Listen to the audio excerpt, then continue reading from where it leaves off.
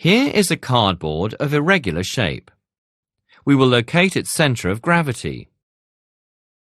Loosely hang the cardboard at a point near its edge on a notice board with a drawing pin. The cardboard should be able to swing freely. Suspend a piece of string with a nut on the drawing pin.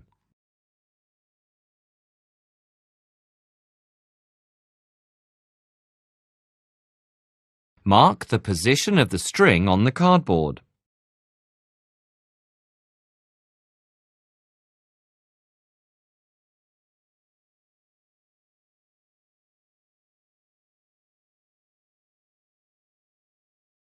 Now suspend the cardboard at another point near the edge.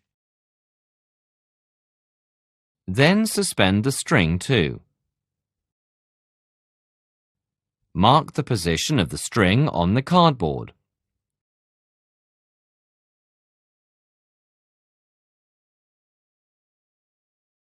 The intersection of the two lines is the center of gravity of the cardboard.